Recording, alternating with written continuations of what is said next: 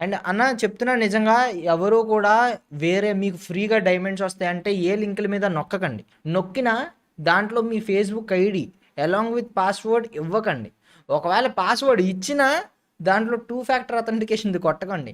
ఒకవేళ 2 ఫ్యాక్టర్ అథెంటికేషన్‌ది కొట్టి మీ Gmail hack అయిపోయి పోయినా గానీ మీరిక్కడ చూడండి.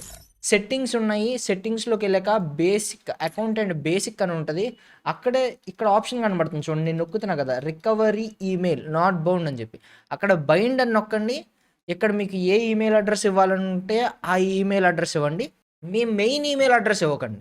ఏదైతే రెగ్యులర్‌గా ఉందో మీ మెయిన్ ఈమెయిల్ అడ్రెస్ ఇవ్వకండి. వేరే ఏదన్నా ఈమెయిల్ అడ్రెస్ ఇవ్వండి. ఈమెయిల్ అడ్రెస్ ఇచ్చి ఇక్కడ ఓకే కొడితే మీకు అదొక వెరిఫికేషన్ కోడ్ సెండ్ చేసిద్ది ఓటీపీ. మీ దీనికి అక్కడ బైండ్ చేసుకోండి. ఇక్కడ కూడా మీకు రికవరీ ఈమెయిల్ బైండ్ అని రావాలి.